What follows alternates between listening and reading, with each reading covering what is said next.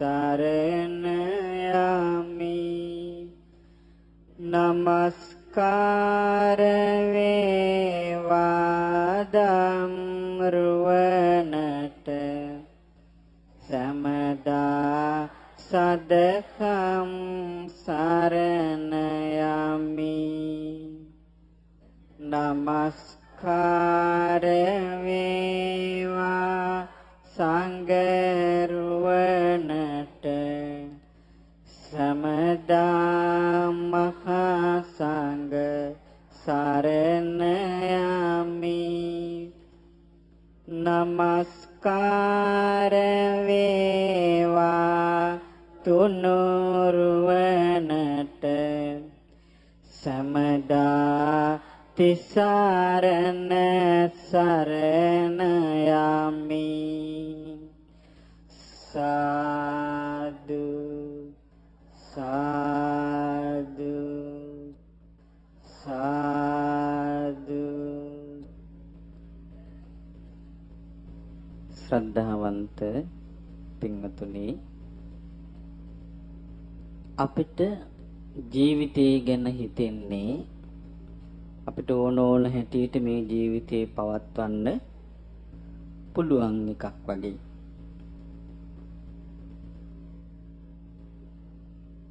හොඳට බලන්න ওই ගම්වල අය කතා කරනකොට ආයේ කතා වෙලා ලබන ආත්මෙත් උපදින්න ලෑස්ති. හම්බෙලා නැද්ද එහෙම අය? අපි හිතන විදිහට අපේ ජීවිතය ඇතුලේ ක්‍රියාකාරීත්වය අපිට පේන්නේ නැහැ. ඒ නිසායි ඒක හිතෙන්නේ. එහෙම හිතීම වරදක් නෙමෙයි. නමුත් එයාට ඒක වරද බවටපත් වෙනවා එයා නොදැන. මේක අපිට සිද්ධ වෙන්නේ හේතුඵල ධර්මය අවබෝධ නොවන නිසා. හේතුඵල ධර්මය අවබෝධ කරන අතුරු අපට හිතෙන්නේ මේ මම කියලා කෙනෙක් තමයි මේ දිගින් දිගට ඉපදීපිද මේ යන්නේ. මට ඕන හැටියට තමයි මේක කරන්න පුළුවන්.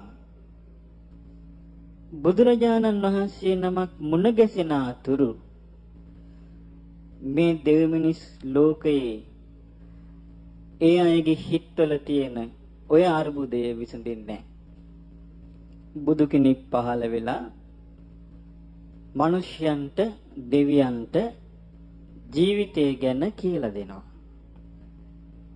ජීවිතය ගැන කියලා දෙනවා මෙන්න මේකයි ජීවිතය.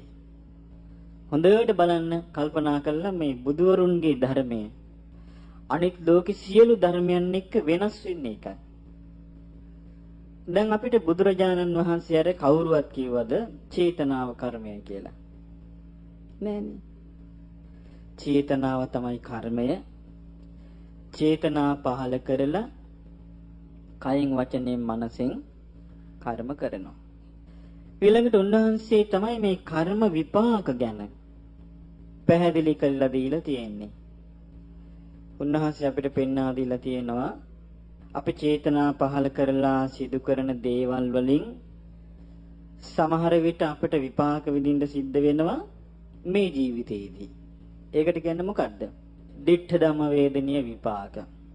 එහෙම නැත්නම් අපිට විපාක විඳින්න සිද්ධ වෙනවා ඊළඟ ජීවිතේදී. උපපජ්ජ වේදනීය. එහෙම නැත්නම් අපරාපරි වේදනීය. ඒ කියන්නේ නිවන් අවබෝධ කරන තුරුම කොයි අවස්ථාවක හරි විපාක දෙනවා.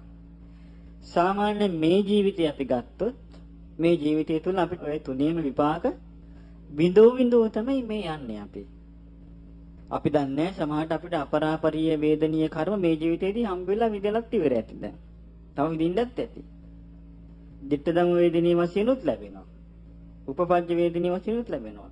හොඳට හොඳ ලැබෙනවා නරකට නරක ලැබෙනවා. යාදිසං වපතේ බීජං තාදිසං අරතේ පලං. කල්යාණකාරී කල්යාණං පාපකාරී ච පාපකං. යම් ආකාරයකටද බිජු වපුරන්නේ ඒෙන් තමයි අස්වැන්න ලැබෙන්නේ. මේක මේ ලෝකයේ තිබෙන කර්මය පිළිබඳ ධර්මතාවය. මේක පින්වතුනි මේ දෙව් මිනිස් ලෝකයේ කිසි කෙනෙක් බුදුරජාණන් වහන්සේ තරම් පරිපූර්ණව අවබෝධ කරලා නැහැ. බුදු කෙනෙක් තමයි කර්ම විපාක අවබෝධ කරන්නේ. මොකද උන්වහන්සේ වදාළ කම්ම විපාක අචින්තියෝ. කර්ම විපාක පිළිබඳව සාමාන්‍ය අපේ චින්තන විෂය ඉක්මවාගේ එකක්. කම්ම විපාකෝ අචින්තියෝ. එතකොට අපිට පැහැදිලිව පේනවා මේ ලෝකේ වෙන කෙනෙකුට කර්මය ගැන විග්‍රහ කරන්න බෑ. ඒක පුළුවන් කර්මයේ පිළිබඳ පූර්ණ ඥානය ලබාගත්තු සම්බුදුරජාණන් වහන්සේටයි. ඉතින් මම ඔබට කියවනේ අර අපි හැමතිස්සෙම හිතන්නේ මේ හේතුඵල ධර්මයෙන් බැහැර වෙලා කියලා. හේතුඵල ධර්මයෙන් බැහැර වෙච්ච සිතක් අපින් පවත්වනකොට ඒ සිතේ ක්‍රියාකාරීත්වයේ තිබෙන්නේ අවිද්‍යාව මත. එතකොට මොකද වෙන්නේ? අවිද්‍යාව සහගතව අපි කටයුතු කරද්දී සක්කාය දිට්ඨියෙන් නිදහස් වෙලා නැතුව කටයුතු කරද්දී අපිට මේ කර්ම විපාක හොයාගන්න බැරුව යනවා. ඒකයි බුදුරජාණන් වහන්සේ සම්මා දිට්ඨියේ අංගයක් හැටියට පෙන්වා දීලා තියෙන්නේ කර්ම විපාක පිළිගැනීම. භික්ෂුන් වහන්සේලාට නිතර සිහි කරන්න කියලා තියෙනවා. කම්මස්ස කෝම්හි මම කර්මේ තමයි තමන්ගේ දේ කරගෙන ඉන්නේ. කම්ම දායාදෝ කර්මේ තමයි මං දායාද කරගෙන ඉන්නේ. කම්ම බන්ධු කර්මේ තමයි මම ඥාතියා කරගෙන ඉන්නේ. කම්ම යෝනි කර්මේ තමයි මම උත්පත්ති ස්ථානය කරගෙන ඉන්නේ. කම්ම පටිසරණෝ කර්මේ තමයි මම පිළිසරණ කර කර්මය කිව්වේ තමන් චේතනා පහල කරලා හිතන කියන කරන දේ තමයි පිළිසරණ කරගෙන ඉන්නේ. යම් කම්මං කරිස්සාමි මං යම් කිසි ක්‍රියාවක් කළොත් තස්ස දායාදෝ භවිස්සාමි මං ඒකේ හිමිකරුවා වෙනවා. අන්න එහෙම හිතන්න කියලා තියෙනවා නිතර පැවිදි වෙච්ච අයට. ගිහි පිරිසටත් ඒක කියලා තියෙනවා. දැන් මතක නැති වුණාට. එතකොට ඒ සිහි කරන්න කියලා තියෙන එක. ඇයි ඒකෙන් තමයි යා සංවර වෙන්නේ. වැරදි වලින් වළකින්නේ. අකුසල් දුරු කරන්නේ, කුසල් වඩන්නේ. ඉතින් මේ සෑම දෙයකම මනස ප්‍රධානයි පින්වතුනි. බුදුරජාණන් වහන්සේ පැහැදිලිව දේශනා කළා චිත්ත සංකිලේසා භික්කවේ සත්තා සංකිලිස්සanti. මහණෙනි මේ සිත කිලුට වීමෙන් සත්වයෝ කිලුට වෙනවා. චිත්ත පරියෝදාන සත්තා විසුද්ධಂತಿ. සිත පිරිසිදු වීමෙන් සත්වයන් පිරිසිදු වෙනවා. ඉතින් මේ හිත පිරිසිදු වීමෙන්, හිත පහන් කරවා ගැනීමෙන්, හිත පහන් කරගෙන පුණ්‍ය කර්ම වල යෙදීමෙන් දෙව්ලොව ගිය අයගේ විස්තර රාශියක් තිබෙනවා විමාන වස්තු කියන කොටසේ උතුම් ග්‍රන්ථයේ ත්‍රිපිටක ග්‍රන්ථයේ තිබෙනවා. දැන් බුදුරජාණන් වහන්සේගේ ශ්‍රාවකයෝ හැටියට මේ ලංකාවේ බොහෝ දෙනෙක් දන්නේ නැහැ. මේ දෙව්ලොව ගැන දෙවියෝ ඉන්නවද නැද්ද? කොහෙද ඉන්නේ? මේ වහනවා මිසක් මේ දේශනාවල් හදාරලා Taman තුලින් ඇති කරගත්තු දැනුමක් නැහැ බොහෝ දෙනෙකුට. අපාය ගැනත් එහෙමයි. කොහෙද තියෙන්නේ? බලන්න බැරිද අපට? ඔය මහානෝ. එතකොට මේකේ තේරුම තමයි මේ ලෝකවිදූ ගුණයෙන් යුක්තව බුදුරජාණන් වහන්සේ හෙළිදරව් කරපු ජීවන තොරතුරු කිසිවක් බොහෝ දෙනෙක් දන්නේ නැහැ. මිහිඳු මහ රහතන් වහන්සේ මේ විමානවත්තු പ്രേතවස්තු දේශනා කරපු දවසේ චතුරාර්ය සත්‍ය විස්තර වශයෙන් කියලා දුන්නා. මොකද හේතුව මේ විමානවත්තු പ്രേතවස්තු වල තියෙන මේ සත්‍යයන් සංසාර ගමනේ එක්තරා සම්දිස්ථානයකදී සැප දුක විඳින්න හැටි. එතකොට මේ චතුරාර්ය සත්‍ය ධර්මය අවබෝධ නොකරන ජීවිතේ නිතරම බර කොහාටද? සතර අපායට බර තියෙන්නේ. එතකොට අපි ගත්තොත් දැන් කෙනෙක් මනුස්ස ලෝකේ දැන් ඉපදිලා ඉන්නවා. දැන් මෙයාට මේ ආර්ය සත්‍ය කතාවක් කල්පනා මොකුත් නැහැ. මෙයා ඕන හැටියට ඔහි ජීවත් වෙනවා. දැන් මෙයා කයින් ක්‍රියා කරන්නේ නැද්ද? ක්‍රියා කරනවා. වචනෙන් ක්‍රියා කරන්නේ නැද්ද? හිතින් හිතන්නේ නැද්ද? ඉතින් මේක තමයි මෙයා තෑග්ග හැටියට අරගෙන යන්නේ. මරණයටපත් වෙනකොට. සංසාරේ කරපු කර්ම විපාකයි ඒවත් තියෙනවා. ඔක්කොමත් එක්ක පොදියක් බැඳගෙන යනවා. එතකොට මෙයා මැරෙනකොට සතර අපායෙන් නිදහස් වෙච්ච කෙනෙක් හැටියටද මැරෙන්නේ සතර අපායේ වැටෙන ස්වභාවයෙන් යුතු කෙනෙක් හැටියටද? බලන්න කොච්චර අනතුරක්ද කියලා. එහෙමනම් මේ සත්‍යයට එකම පිහිට තියෙන්නේ මොකද්ද? චතුරාර්ය සත්‍ය අවබෝධ කිරීමමයි. බොහෝ දෙනෙකුට උනේ දැන් මම චතුරාර්ය සත්‍ය ගැන කතා කිරීම මේ රටට මේ අලුත් දෙයක් වගේ උනේ නැද්ද? අලුත් දෙයක් වුණානේ. ස්වාමීන් වහන්සේලාත් කියනවා මේ හරි වැඩන්නේ ඥානানন্দ කියනවා මේ චතුරාර්ය සත්‍ය අවබෝධ කරගන්නලු. මේ නොයසූ විරෝධයක් කියන එකට හිතුවා මේ මගේ එකක් කියලා. මගේ එකක් මේ මම හොයාගෙන මම මේ බලයෙන් මිනිස්සුන්ට අමුතු බුද්ධ ආගමක් දෙනවා කියලා. මොකද හේතුව? බුද්ධ ආගම කියන්නේ ඒක බව දන්නේ නැහැ. එතකොට හිතනවා මේ අමුතු දෙයක් මේ බලන්න හරි වැඩේ දැන්. දැන් උන් තරුණ ළමයි චතුරාර්ය සත්‍ය අවබෝධ කරගන්න හදනවලු තරුණ ගෑනු පිරිමි ළමයි. විස්පේටපත් වෙන හාමුදුරුවෝ ටික. හේතුව මොකද? දන්නේ නැහැ මහාන වුණාටවත් දන්නේ නැහැ බුදු කෙනෙකුගේ ධර්මය මොකද්ද? කොයි බුද්ධ ශාසනයේද මේ මහාන වුණේ? මොකද්ද මේ තියෙන ධර්මයේ මහාන වුණේ මොනවටද? මොකෝ දන්නේ. පවුනේ. එතකොට ඒ වගේ අහිංසක අසරණ කමකට පාත්‍රලා ඉන්න බව තේරුනේ මේ ධර්මයේ කියාගෙන යද්දි. දන්නේ මේක නිකන් අමෝතු මේ අලුත් දෙයක් සමහරු දකින්නේ මේක සමාජ අරුබුදයක් කියලා. දන්නේ නැහැ මිහිඳු මහරහතන් වහන්සේ ඇවිදින්නත් දේශනා කළේ මේකයි කියලා. හරිම අනුකම්පා කළ යුතු මට්ටමක් තියෙනවා. අනේ අපොයි කියලා හිතෙනවා. එතකොට මේ ආරි සත්‍ය අවබෝධ කරගන්න බැරි වෙච්ච අය සතර අපායේ දුක් විඳලා සතර අපායෙන් එක අපායක විස්තරේ තියෙන්නේ මේකේ තියෙන්නේ പ്രേත වස්තු. പ്രേත ලෝකෙ ඉතින් අපි ඉඩ ලැබෙන පරිදි කීපයක් විතර අපි කියමු. එක සිද්ධියක් තියෙනවා මේ මම කලින් හිතාගෙන හිටියේ මේ ආනන්ද හාමුදුරුවොත් එක්ක බුදුරජාණන් වහන්සේ වැඩලා කියලා මේකේ තියෙනවා බුදුරජාණන් වහන්සේමයි මේ එක්තරා ෂැඩල් ස්ත්‍රියක් චණ්ඩාල ස්ත්‍රියක් පාරේද්දි බුදුරජාණන් වහන්සේ ඒ ස්ත්‍රිය ඉස්සරහට වඩිනවා. වැඩම කළා කියනවා උන්වහන්සේමයි ඒක ප්‍රකාශ කරන්නේ. උන්වහන්සේ දේශනා කරනවා එම්බා ෂැඩල් ස්ත්‍රිය. දැන් මේ ඔබ ඉදිරියේ සිටින්නේ ගෞතම බුදුරජාණන් වහන්සේ. උන්වහන්සේම මේ කියනවා උන්වහන්සේගේ සිරිපතුල් වැඳ ගන්න. ඔබට අනුකම්පාවෙන්මයි මේ වැඩම කළේ. අටලෝ දහමින් කම්පා නොවන ඒ රහතුන් ගැන හිත පහදවා ගනින් කියලා කියනවා. කිව්වට පස්සේ ඒ බුදුරජාණන් වහන්සේ විසින් මෙයාව වන්දනාවට පෙළඹෙව්වා. එතකොට මේ සඩොල් කාන්තාව උන්වහන්සේ දිහා බැලුවා. හිත පහදවා ගත්තා. පහදවාගෙන පහන් සිතින් වන්දනා කළා. ඊට පස්සේ බුදුරජාණන් වහන්සේ වැඩියානේ. දැන් මෙයා බුදුරජාණන් වහන්සේ වඩිද්දි මේ පැත්ත හැල්ල වැඳගෙන බලාගෙන ඉන්නවා.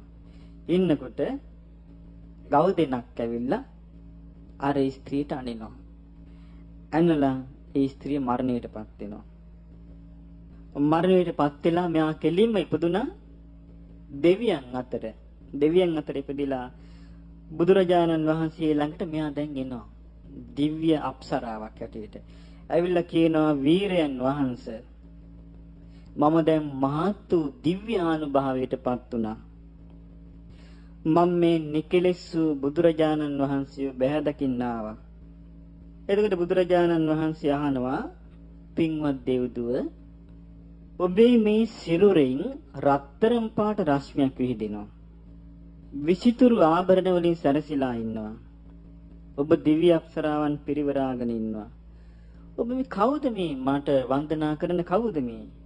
කියන ස්වාමීනි භාග්‍යවතුන් වහන්සේ ඔබ වහන්සේ මේ මාව වන්දනා කරන්න උත්සාහ කළේ මං සැඩොලියක් වෙලා සැඩොල් ස්ත්‍රියක් වෙලා පාරේ ගමන් කරද්දී මා ඉදිරියට ඔබ වහන්සේ වැඩම කරලා මට ඔබ වහන්සේට වන්දනා කරන්න කිව්වා. කියන ස්වාමීනි භාග්‍යවතුන් වහන්සේ මං එදා ඔබ වහන්සේට වන්දනා කළා. ඊට පස්සේ මම මේ සැඩොල් ජීවිතෙන් චුත වෙලා තමයි මේ දිව්‍ය ලෝකෙ මං උපන්නේ. ස්වාමීනි මට දැන් උපස්ථාන කරන්න දිව්‍ය අප්සරාවන් ලක්ෂයක් ඉන්නවා. ස්වාමීනි මම මේ පින කරගත්තේ ලෝකනාථ වූ මහා කාරුණික බුදුරජාණන් වහන්සේ නිසායි. මං ඒ නිසා බුදුරජාණන් වහන්සේ වන්දනා කරන්න පැමිණුණා කියලා වන්දනා කරලා ඊට පස්සේ මොගලන් මහරහතන් වහන්සේටත් වන්දනා කරලා එතනම අතුරුදහන් වෙනවා. එතකොට බලන්න මේ මොකක් කරලාද මේ? ඔව් බුදුරජාණන් වහන්සේව ඇස් දෙකෙන් දැකලා හිත පහදවාගෙන වන්දනා කරලා බලන්න මේ කොයිතරම් මේ යහපතක් ඉෂ්ට කරගෙන තියෙනවද එතකොට. මේකෙන් අපිට පේනවා මේ කෙනෙක් නියම විදියට ඒක කරනවා නම් කොයිතරම් තියෙනවද. ඊළඟට දැන් ඔය කියාපු කොටස චණ්ඩාලි දිව්‍ය විමාන වස්තු. ඊළඟට මේ තව එකක් තියෙනවා. මේකේ තියෙනවා මේ සෝවාන් වෙච්ච කෙනෙක් තව්තිසා ඉපදිච්ච විස්තරයක්.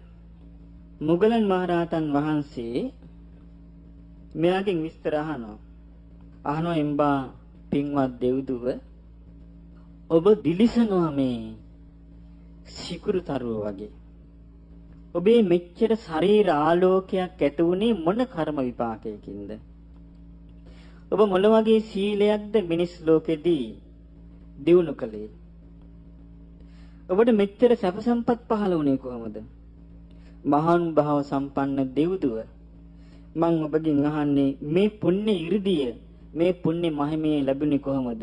ඉතින් මෙයා කියනවා නේ ස්වාමීන් වහන්සේ මම සාකේත නුවර හිටපු උපාසිකාවක්. කොහේ හිටපුද? සාකේත නුවර හිටපු. මගේ නම උපෝසතා. එයාගේ නම මොකද්ද? උපෝසතා කියන ස්වාමීනි මං හොඳ අචල ශ්‍රද්ධාවෙන් හිටියා. මං හොඳ සීලයෙන් හිටියා. මම නිතර රහතන් වහන්සේලාට සිවුරු වලින් උපස්ථාන කළා. දානෙන් උපස්ථාන කළා. කුටි හදලා පූජා කළා. තෙල් පහන් පූජා කළා.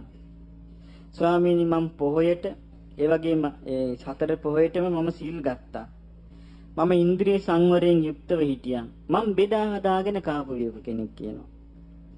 ඊට පස්සේ කියන ස්වාමීනි මම මේ පංචශීලය මනාකොට ආරක්ෂා කළා. ඔන්න බලන්න මේකේ තියෙනවා මෙහෙම. පංච සික්ඛා පදේ රතා. ස්වාමීනි මම පංචශීල ආරක්ෂා කළේ රතාගෙන් ඇලිලා. පංචශීල වලට සීලේ කැමැත්තෙන් මං ආරක්ෂා කළා. අරිය සත්‍යාන කෝවිදා. චතුරාර්ය සත්‍ය මම බොහොම තේරුම් ගන්න දක්ෂ කෙනෙක්. දැන් දැක්කනේ අපි කියන කතාවට කොච්චර ගැළපීලා යනවද මේ දේශනාවල්. කියන ස්වාමීනි මං ගෞතම බුදුරජාණන් වහන්සේගේ මහා කීර්තිමත් යසස් ඇති ගෞතම බුදුරජාණන් වහන්සේගේ ශ්‍රාවිකාවක්.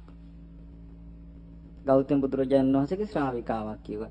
දැන් මේ විදිහට කියන එකට ඔබට මතක් වෙන්න ඕනේ කාවද? තමන්ම මතක් වෙන්න ඕනේ. මමත් මෙහෙම කෙනෙක් නේද කියලා. කෙනෙක් ස්වාමීනි ඒ නිසායි කියන මට මේ ඔක්කොම සැප සම්පත් ලැබුණේ. මේ සැප සම්පත් මට කියන පහළ වුණේ. කියනවා ස්වාමීනි මගේ මේ සිරුරේ ආලෝකයෙන් මේ දස දිශාවම එළි කරනවා. හැබැයි මෙයාට දුකක් තියෙනවා. මෙයා කියනවා ස්වාමීනි මට වැරදුනා. මම මේ තව්තිසාවේ නන්දන උයන ගැන ඒකේ විසිතුරු දේවල් ගැන මං අහලා තිබුණා. මගේ ආසාවක් ඇති වුණා තව්තිසාවේ උපදින්න. ඒ නිසා මම හිතුවා මම මරණින් මත්තේ තව්තිසාවේ උපදින්න ඕනේ කියලා. අනේ මට වැරදුනා. ශාස්ත්‍ර වූ සූර්ය බන්දු බුදුරජාණන් වහන්සේ දේශනා කරපු විදිහට මම තව ටිකක් මහන්සි ගත්තා නම් මට දිනු කරන්න තිබුණා. මම මේ හීන වූ කාම ලෝකෙ හිත පිටව ගත්ත නෙව. ඊට පස්සේ කියනවා උපෝසතා දැන් ඔයාට මේ දිව්‍ය ලෝකෙ කොච්චර කල් දාවිස කියන මහා මුනිවරයාණනි මට දැන් ජීවත් වෙන්න මේ ආයුෂ ලැබිලා තියෙනවා වර්ෂ 3,60,000ක්. මේ මොකද වෙන්නේ ඔන්න බලන්න ඊටු ටික. එතකොට මේ මොග්ගල්ලාන මහරහතන් වහන්සේ කියනවා උපෝසිතා බය වෙන්නේ මොකටද? ඔයා සෝවාන් වෙලා ඉන්න කෙනෙක්නේ. බය වෙන්නේ මොකටද කියලා අහනවා. සම්බුදුරජාණන් වහන්සේ ප්‍රකාශ කළා නෝ ඔයා සෝවාන් වෙච්ච කෙනෙක් කියලා. ඒ තියෙන ලස්සනට. පහිනාතව දුක්ගති ඔබ අපාය ප්‍රහාණය කරපු කෙනෙක්නේ. එහෙමනම් මුගලන් මහරහතන් වහන්සේ කියන බය වෙන්නේ මොකට බය වෙනවද කියලා අහනවා. එතකොට බලන්න ඒකේ කෝටි ගණන කිටියත් ප්‍රශ්නයක් නෑ. සෝතාපන්න වෙලා මැරෙනවා නම්. එතකොට සෝතාපන්න වෙලා මැරෙන්න උනා කරන මේ සෝතාපන්න ශ්‍රාවිකාවකගේ ලක්ෂණ ටික ඔක්කොම මේකේ විස්තර වෙනවා දැක්කනේ. අවබෝධයෙන්ම තෙරුවන් සරණ ගිහිල්ලා ඉන්නවා. ඊළඟට ආර්යකාන්ත සීලේ තියෙනවා. ඊළඟට චතුරාර්ය සත්‍ය අවබෝධයට දක්ෂයි. මේ කරුණ ටික තියෙනවා දැක්කනේ. ඉතින් ඒ නිසා ඉතින් හොඳට සිය පිටවාගෙන හිටියාම මේක කරන්න පුළුවන්. දැන් මේ කිව්වේ කවුරු ගැනද? උපෝසථා විමාන වස්තුව ගැනයි කිව්වේ. එතකොට පැහැදිලිව පේනවා මේකේ. එතකොට සෝතාපන්න වෙච්ච අය තවතිසාවෙත් ඉන්නවා. දැන් චාතු මහරජගේ සෝතාපන්න වෙච්ච අය ඉන්නවා. ඊළඟට මේකේ තියෙනවා එක තැනක සකදාගාමී වෙච්ච එක්කෙනෙකුත් ඉන්නවා තවතිසාවේ. ඊළඟට චාතු මහරජගේ තාවතින්සේ යාමයේ තුසිතේ නිමාණටති පරිනිම්මත වාසවත්‍යදී මේකේ විස්තර වෙනවා මේ විසාකාවගේ යාළුවෙක්. විසාකාර පූර්වාරාමේ පූජා කරපු දවසේ විසාකාවක ළඟින් ඉඳලා උදව් කරපු එක්කෙනා. අනුමෝදන් වෙලා මුළු හදවතින්ම මේ පින. අනුමෝදන් වෙලා එයා මේ තවතිසාව ඉපදිලා. ඉතින් එයාගෙන් අහනවා මේ මොගලන් හාමුදුරුවෝ අහනවා මේ දැන් විසාකා කොහෙද? කියන ස්වාමීනි දැන් විසාකා ඉන්නේ නිම්මාන රතේ කියනවා. එතකොට බලන්න මේ ඒගොල්ලෝ දැන් දිව්‍ය ලෝක උපන්නට පස්සේ ඒගොල්ලන්ගේ යාළුවෝ ඉන්න තැනොත් දන්නවා. මේ ධර්මයේ හැසිරෙන අය දිහා මේ බලන්න. එතකොට අපිට පේනවා මේ තමන්ගේ සුගති ගමන බාහිර කෙනෙක් හදලා දෙන්නේ නැහැ. ඒක හදාගන්න ඕනේ කවුරුන්ද? තමා විසින් හදාගන්න ඕනේ. බාහිර කෙනෙක් තමන් ඇවිල්ලා වරදින් මොදවන්නේ නැහැ. ඒක තමා විසින් කරන්න ඕනේ. බාහිර කෙනෙක් ඇවිල්ලා ඇඳුම්නම් හොදලා දෙයි. නාවයි. දතුත් මදි. නමුත් හිත පිරිසිදු කරලා දෙන්නේ නැහැ. ඒක කවුද කරගන්න ඕන? ආන්නේ ඒකයි තමන්ව සරණ කරගන්නවා කියන්නේ. තමා විසින් කරගන්න ඕනේ ඒක. බාහිර කෙනෙක් කරන්නේ ඒක කරන්න උපකාර වෙන දේවල් ඔක්කොම ගන්නෙ කොහෙන්ද? ධර්මයෙන්. ඒකටයි කියන්නේ ධර්මයේ සරණ කරගන්නවා කියලා. අත්ත් සරණ, අනඤ්‍ය සරණ, ධම්ම සරණ, අනඤ්‍ය සරණ. බාහිරින් ලැබෙන අනුග්‍රහය තමයි කල්යාණ මිත්‍ර සම්පත්තිය, සද්ධර්ම ශ්‍රවණය. ඒ තුලින් තමයි මේක විවෘත වෙන්නේ. තමන් විසින් තමන්ව පිහිට කරගන්න ඕන. තමන් විසින් තමන්ව පිහිට කරගන්න ඕන කියලා. මට හිතෙන හැබැයි මේක මේ අපි කටින් කතා කළාට මේ ක්‍රියාවෙන් ඒ කරා යන්න නම් ලොකු වීරියක්. මට දැන් තේරලා තියෙන හැටියට මේ කුසල ධර්ම සියල්ලම දිනු කරන්න තියෙන මොකෙන්ද? උත්සාහයෙන්මයි. මේ වචනේ සංවර කරගන්න තියෙන්නේ උත්සාහයෙන්මයි. කය සංවර කරගන්න තියෙන්නේ උත්සාහයෙන්මයි. හිත සංවර කරගන්න තියෙන්නේ උත්සාහයෙන්මයි. හැබැයි උත්සාහය හරියට කරන්න බෑ යෝනිසෝ මනසිකාරේ නැති එක්කිනාට. යෝනිසෝ මනසිකාරේ තිබුණොත් තමයි යා වැරද්දේ ආදීනව කල්පනා කරන්නේ. මේක හොඳ නෑ මම මේක අයින් කරන්න ඕනේ. දැන් යා Taman දිහා බලනකොට Tamanව පේනවනේ. දැන් අපිට ලෝකෙටම අපිව හංගන්න පුළුවන්. නමුත් Tamanට පුළුවන් Tamanව හංගන්න බෑනේ. Tamanට Taman විවෘතයි. ඒක ලෝකේ කාටවත් හංගන්න බෑ. එතකොට හිත මගේ මේ අඩුව තියෙනවා. මම මේක හරි ගස්ස ගන්නවා. මට මෙතනදී වැරදුනා. මම මේක හරි ගස්ස ගන්න ඕනේ. හිතාමයි කරන්න තියෙන්නේ. එතකොට වීරියෙන්මයි කරන්න තියෙන්නේ. නුවණින්මයි කරන්න තියෙන්නේ. ඒ වගේ ප්‍රායෝගිකව යෙදෙනකොට එයාට මේ දිනු කර ගැනීමේ අවස්ථාව සැලසෙනවා. අර ධර්මය හරියටම හිත පහදවාගෙන ඉන්න ඕනේ බුදුරජාණන් වහන්සේ ගැන. හොඳට හිත පහදවාගෙන ඉන්න ඕනේ. ඒක නැත්තම් කරන්න අමාරුයි. දැන් බලන්න මේ ඒ වගේ දැන් සමහරව ඉඳලා තියෙනවා හරි දුප්පත් අය. දුගී දුප්පත්. ඒ කියන්නේ මේ ඉදා වේල අමාරුවෙන් කාපු විපා ඉඳලා තියෙනවා හොඳට මේ ධර්ම මාර්ගයේ දියුණු කරපු අය. දැන් මේකේ තියෙනවා එහෙම එක්කෙනෙකුගේ විස්තරයක්. මේකේ නම උලාර විමාන. මේකේ තියෙනවා මුගලන් හාමුදුරුවෝ මේ අහන්න යාගෙන් උන්වහන්සේ නිතර දිව්‍ය ලෝක වැඩියනේ.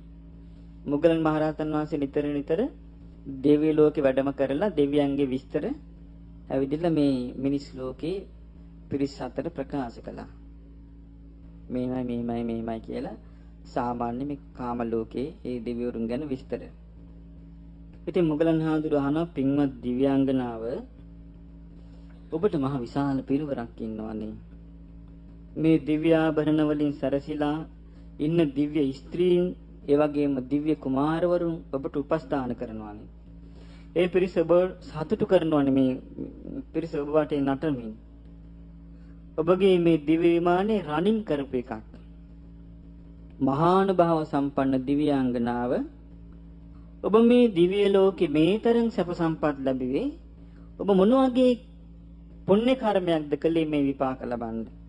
ඉතින් එතකොට මෙයා කියනවා, පින්වත් ස්වාමින් වහන්සේ, මම මනුස්ස ලෝකේ දුප්පත් මිනිස් දුවක් වෙලා හිටියා. අපේ ගෙදරින් මාව බන්දලා දුන්නේ දුස්සීල පවුලකට. ඒ කියන්නේ ගෙදර අනිත් කට්ටිය සිල්වත් නෑ, තිසරණේ නෑ. මාව බන්දලා දුන්නේ දුස්සීල පවුලකට. ඒ වුණාට මම මගේ ශ්‍රද්ධාව අත්හැරියේ නෑ. මම්මගේ සීලය අත්හැරියේ නෑ. මට ඉඩ ලැබෙන හැම වෙලාවෙම මම දන් දුන්නා. තිබිච්ච මොනවා හරි දිය මම පූජා කරගත්තා. කියන ස්වාමීනි, මම ඔබ වහන්සේට මතකද ඔබ වහන්සේ පින්ඩපාති වඩිද්දි මේ මොගලන් හාමුදුරන්ට කියන්නේ ඔබ වහන්සේ පින්ඩපාති වඩිද්දි ඉතින් මට දෙන්න මුකුත් තිබුණේ නැහැ. එකම කැවුමක් තිබ්බා. කැවුම පූජා කරගත්ත මතකද කියලා ඇහුවා. ඊට පස්සේ ඇහුවා මේ මොගලන් හාමුදුරුවෝ ඉතින් ඊට පස්සේ මොකද වුනේ කියලා. කිව්වා ස්වාමීනි ඊට පස්සේ මම හරි සතුටින් හිටියා ඉදා. හවස ආවා මේ නැන්ද ආපු වෙලාවේ මම කිව්වා මේ අනේ නැන්දේ පින්වත් ස්වාමීන් වහන්සේ නමක් වැඩම කළාද? ඉතින් මට දෙන්න මුකුත් තිබුණේ මේ කැවුමක් තිබුණා. මම මේක පූජා කරගත්තා කියලා කිව්වා. නැන්ද අහනවා, උඹ කාගෙන් අහලාද ඔබ මේක කළේ? නැන්ද අහනවා. එතකොට උඹයි මේකද ලොක්කි කියලා මොකද කළේ? ළඟ තිබෙන මෝල් ගහ ආරගෙන දුන්නා. ඒ මෝල් ගහෙන් ගහව පාරේ ඒමම මෙයා මැරිලා වැටුණා. වැටිලා මොකද වුනේ? ඒ දුකේන ස්වාමීනි මං ඒ විඳපු දුක මං ඉවර කළා. මං එතනින් චුත වෙලා මේ තව්තිසාවට ආවේ. කියන ස්වාමීනි මම මේ ඒ මන වඩන සම්පත් ලබා ගත්තේ ඔබ වහන්සේට පූජා කරපු කැවුමෙන්. එතකොට බලන්න මේ රහතුන්ගේ පහළවීම ලෝකයට කොයිතරම් වාසනාවක්ද. එහෙනම් දීපුදේ මහත්ඵල මහානිසංසුනේ මක් නිසාද? එයා සීලවන්ත කෙනෙක්, ශ්‍රද්ධාවන්ත කෙනෙක්, නිකලෙස් හදවතක් තියෙන මුනිවරයෙක්ගේ ඉස්සරහට වැඩි නිසා.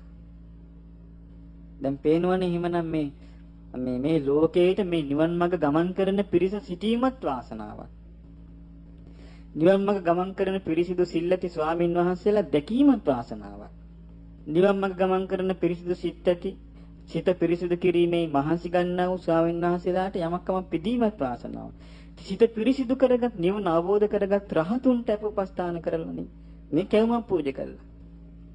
ඉතින් කියනවා ස්වාමීනි මහානුභාව සම්පන්න පින්වත් ස්වාමින් වහන්සේ, මම මිනිස් ලෝකෙදී ඒ කරපු පින්කම තමයි මම මේ කිව්වේ කියනවා. එතකොට යාට ඒ පින විපාක දෙන්න පුළුවන් හොඳ පරිසරයක් එයාගේ ජීවිතය තුළ එයා හදාගෙන හිටියා. හොඳ ශ්‍රද්ධාවකින් හිටියා. නිතර බුදුගුණ සිහි කර ඉන්න ඇති. දැන් කාලේ වගේ මිත්‍යා දෘෂ්ටි කියන්නේ එච්චරම නෑනේ. ඇයි හැමතැනම රහතන් වහන්සේලා වැඩ ඉන්න කාලෙක. හැමතැනම චතුරාර්ය සත්‍ය ධර්මයේ උස්සඬින් ඇහෙනවා. ඊළඟට ධර්මයේ විකෘති කරන්න පිරිසක් නෑ. චතුරාර්ය සත්‍යයේ නින්දා අපහාස කරන්න පිරිසක් නෑ. දේවදත්ත පවා චතුරාර්ය සත්‍යයේ නින්දා අපහාස කළේ නෑ. දේවදත්ත ප්‍රකාශ කළේ කොහොමද? ශ්‍රමණ ගෞතමයන් වහන්සේගේ ධර්ම මාර්ගයේ දීර්ඝ එකක්. මගේ ධර්ම මාර්ගයේ කෙටි එකක්. ඒ නිසා මගේ ළඟට එන්න කියලා කිව්වා මිසක් චතුරාර්ය සත්‍ය එපා කිව්වේ නෑ. එහෙමනම් මෙකල භික්ෂුන් දේවදත්තටත් වඩා පිරිහීමකින් ඉන්නේ. එතකොට අපි මේක තේරුම් ගන්න ඕනේ. මම මේක කිව්වේ මේ පේනවා ඇති ඔබට රූපවාහිනියෙන් බලනකොට. ඒකයි. කොයිතරම් පරිහානියකද මේ මනස තිබෙන්නේ. මට ඉතින් දුකයි. මොකද හේතුව? අනේ මේ ඇත්තෝ මරණින් පස්සේ යන දිහා අපි දන්නවනේ දැන්. මරණින් මත්තේ යන්නේ කොහෙද කියලා ඉරහඳ වගේ පැහැදිලි. කිසේ තියක් බර බිමින් තිබ්බහම යන දිහා වගේ කියලා බුදුරජාණන් වහන්සේ පෙන්වා දෙන්නේ. යථා බතන් නික්කිට්තු ඒවං කියලා විස්තර කරලා දෙනවා. එතකොට බලන්න කොයිතරම් ලාභයක්ද මේ බුද්ධ ශාසනයක් මේ ලෝකේට පහළ වීම කියලා කියන්නේ ඒකාන්තයෙන්ම මේ ලෝකෙට මහ විශාල ලාභයක්. ඒ බුදුරජාණන් වහන්සේගේ ධර්මය ඔබ අහලා තියෙනවද? බුදුරජාණන් වහන්සේගේ කාලේ හිටපු මේ 16ක් ගැන රජ්ජුමාලා කියලා. එයා කොහෙද හිටියේ? එයා ඉඳලා තියෙන්නේ ගයාවේ. දැන් එයා තව්තිසාවේ ඉන්නේ. හරි ලස්සනයි මේ විස්තරේ. ඉතින් මේකේ මේ රජ්ජුමාලාගේ විස්තරය අහන්නේ මේ මුගලන් හාමුදුරුවෝ අහන්නේ. මේක හරි ලස්සන ලොකු විස්තරයක් තියෙනවා. රජ්ජුමාලා හරියට නටනවා. එහේ. තව්තිසාවේ ගිහින් එයා නටපු ගමන්මයි. කියන මේ පින්වත් දෙව්දුව ඔබ මේ විශාල පිරිසක් පිරිවරාගෙන නටනටා ඉන්නේ. මේ නටනකට මේ ඔබේ ශරීරයේ අවයව එහාට මෙහාට වීසි කරනකොට මිහිරි හඬක් ඇහෙනවා. බලන්න කර්ම විපාකයේ හැටි. කියනවා ඊළඟට මේ ඔබේ ශරීරය පුරා මිහිරි සුවඳක් හමනවා. ඊළඟට කියන ඔබ මේ ලස්සන ආභරණ ගවසලා ඔබගේ කේශ කලාපේ ඔබ සොලවනකොට මිහිරි දිව්‍යමය නාදයක් ඇහෙනවා. මද සුළඟින් මේ ගස්වල මල් සැලිලා ඔබේ ඇඟට වැටෙනවා. එතකොටත් ඒ සුළඟින් මල් සැලවෙනකොට මිහිරි නාදයක් ඇහෙනවා. ඔබ ලස්සන මිහිරි මල්දම් පළඳගෙන ඉන්නවා. ඒ මල්දම් සැලවෙනකොට මිහිරි නාදයක් ඇහෙනවා. ඉතින් අර තාලේ ඇහින්න මේගොල්ලෝ නැටිල්ල නවත්තන්න නැති වෙයි. ඉතින් දැන් හරි සතුටින් මේ නටනට ඉන්නකොට අහනවා මේ මෙච්චර මහානුභාව සම්පන්න වුණේ කොහොමද කියලා. කින ස්වාමීනි මම හිටියේ ගයාවේ. කොහෙද ආ ඉඳලා තියෙන්නේ? ගයාවේ මම මේ බ්‍රහ්මණ පවුලක ගෙදර වැඩකාරකමට හිටපු ගෑන් ළමයා. අපි අහලා තියෙනවා යාට ඒ කාලෙත් තිබුණා මොකද්ද? දිග කොණ්ඩයක් තිබ්බා. එතකොට ඒ අර බැමිණි මොකද කළේ අර නපුරු ගෑණි? ඈ කොණ්ඩෙන් ඇදගෙන ගිහිල්ලා තමයි ගහන්නේ. ඉතින් මේ දැඩි විට ඉවස ගන්න බෑ මේක. ඈ මොකද කළේ? කොණ්ඩේ කැප්පෙව්වා. දවසක් මෙයා එකට කොණ්ඩේ නෑ. කේන්ති ගියා නෝනට. මොකද කළේ? ලණු කෑල්ලක් බෙල්ලට දැම්මා. ඊට පස්සේ තමයි යාට නම වැටුනේ රාජ්‍යම. ඊට පස්සේ මොකෙන්ද ඇදගෙන යන්නේ? ලණුවෙන් ඇදගෙන කියලා ගහන්නේ. ඉතින් කියන ස්වාමීනි මම හරියට නින්දා පහස වින්දා. මං හරියට වද වින්දා. මං දුක උහුල ගන්න බැරුව මං කල්පනා කළා මම දිවිනසා ගන්නවා කියලා. හිතලා මං වතුර ගේන්න යනවා වගේ මං වතුර කලෙත් අරගෙන ගියා.